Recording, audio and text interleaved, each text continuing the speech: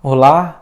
Hoje, dando continuidade à nossa série dos 10 mandamentos, nós falaremos um pouquinho do quarto mandamento. Zachor et Yom HaShabbat Vaikadesheu. Lembra-te do dia do Shabat, do dia do sábado, para santificá-lo. Nasce esse mandamento dentro do simbolismo do livro de Gênesis, o primeiro livro do Pentateuco de Moisés, quando os céus e a terra, o universo, o nosso planeta, estando englobado nele, foi assim criado por Deus. Diz numa linguagem poética, filosófica, espiritual, o livro de Gênesis, que o universo teria sido criado em 6 dias e ao 7º dia Deus descansaria.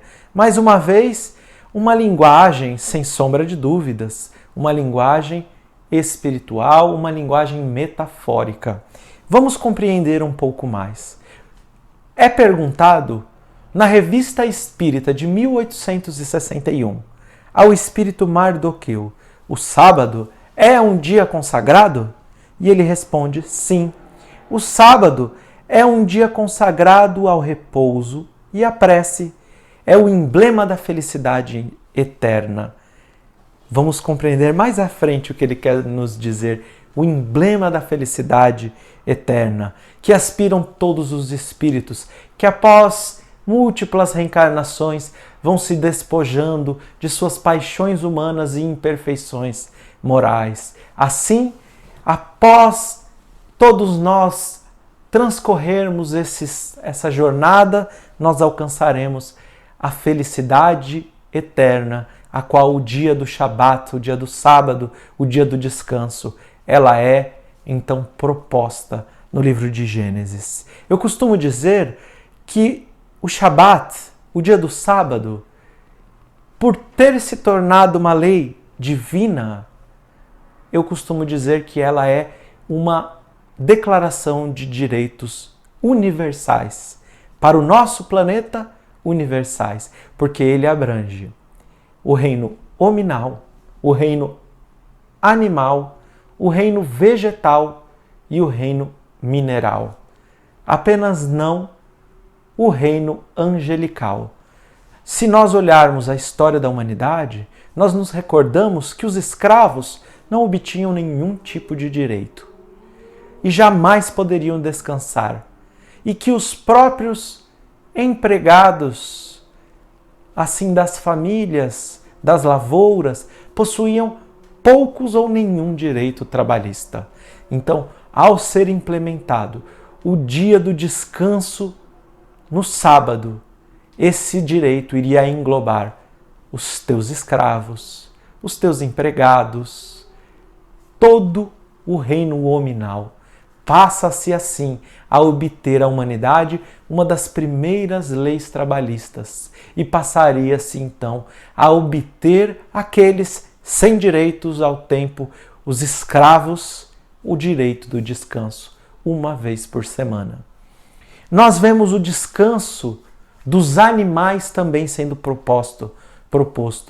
Então nós vemos como a primeira lei contra os maus tratos aos animais e instituindo direitos àqueles que jamais teriam direitos na antiguidade da humanidade. Mas mais do que isso, é lei que o proprietário de animais, ele deva primeiro alimentar o seu rebanho, os seus animais, e depois apenas se alimentar no dia do Shabat.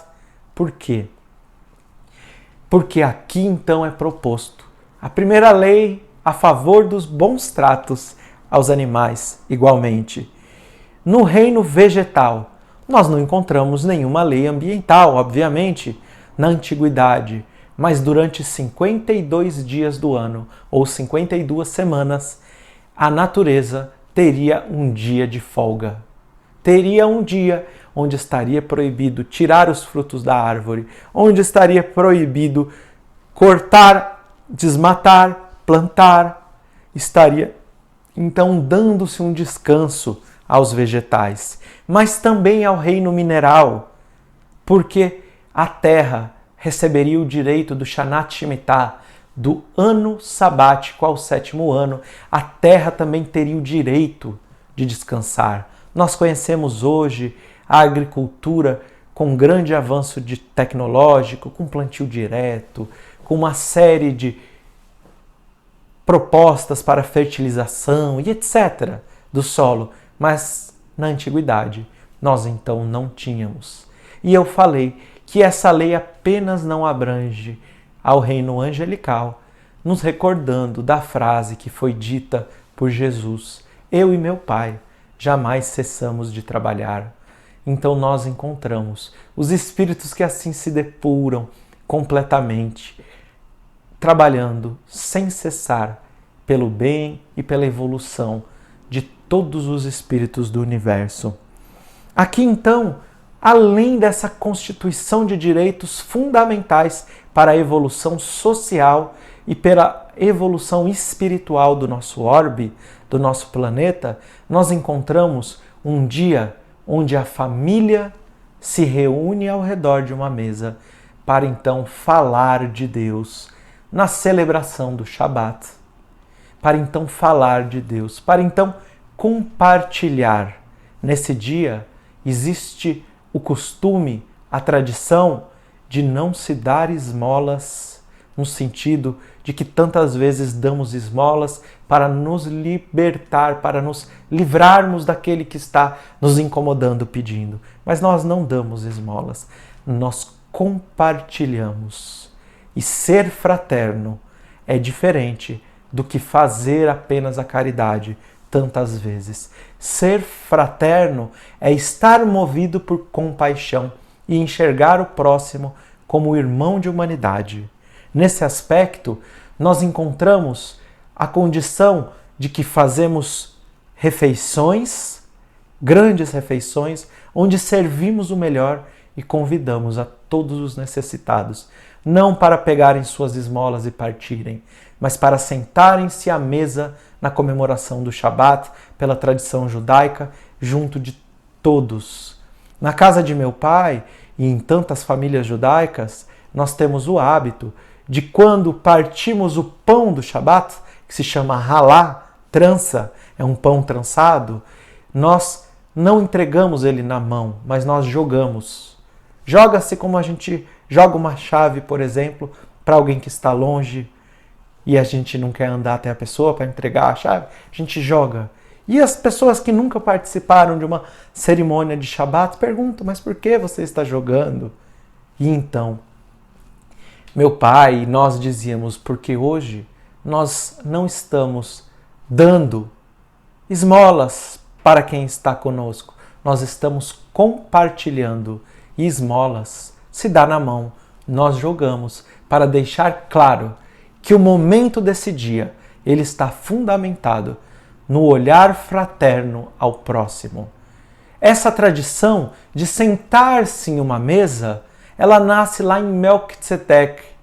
Melquisedeque, Melech, rei, Tzedek, justiça, o rei da justiça. Abraão, quando chegou na Salem, na cidade de Jerusalém, atual cidade de Jerusalém, Yerushalayim, em hebraico, a cidade da paz, quando ele chega, ele encontra o rei de Salém.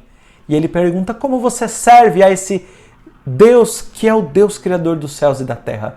Melquisedeque, ele era monoteísta e ele também servia a esse Deus. E ele diz, é simples, uma linguagem figurada aqui. Sentamos-nos aqui a uma mesa, colocamos pão e vinho, a gente coloca fogo nisso e todos comemos ao redor dessa mesa.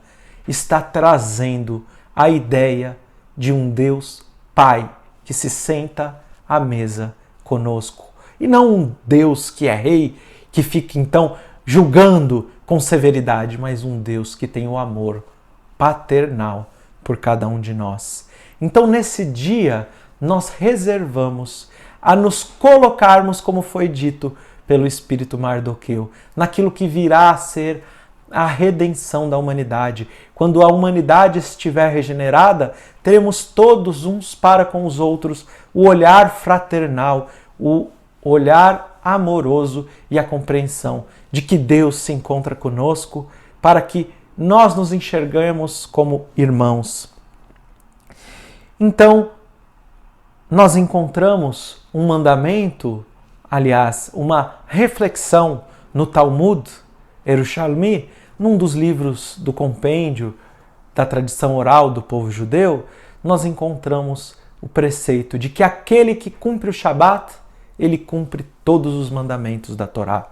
Aquele que descansa, entre aspas, no sétimo dia, porque nós não estamos falando em ficar deitado, mas nós estamos falando em reconhecer que Deus é o Criador dos céus e da terra e que Ele é o Criador de toda a humanidade e que por isso devemos ser fraternos, devemos obter compaixão, devemos nos enxergar como irmãos. E as curas de Jesus ao Shabat, como nós devemos compreender? Não é proibido salvar vidas. Aliás, devemos descumprir o Shabat para salvar vidas. Em caso de risco de vida, nós temos que então cumprir. Mas, como ao tempo de Jesus e em tantas outras épocas da humanidade, não apenas o judaísmo, mas tantas religiões se tornam hipócritas e se prendem aos costumes externos, Jesus vinha trazer o simbolismo, a lembrança de que o olhar fraterno, a compaixão, o amor ao próximo, ele está acima de todos os valores. E este sim é a essência do cumprimento do Shabat.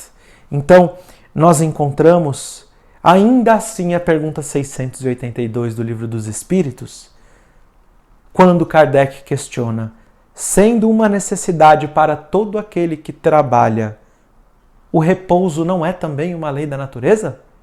E os Espíritos respondem: sem dúvida, o repouso serve para reparação das forças do corpo e também é necessário para dar um pouco mais de liberdade à inteligência, a fim de que se eleve acima da matéria. Dentro da proposta do livro de Gênesis, nós iniciamos essa jornada por um dia, mas que, como diz o Espírito Mardoqueu, nós estamos estendendo este dia para um pouco de cada um de todos os nossos dias. E no futuro, todos nós viveremos como em dias de descanso para o egoísmo, para a vaidade, para o orgulho. E nesses dias trabalharemos os mais nobres atributos que cada um de nós possuímos como potencialidade dos atributos de Deus.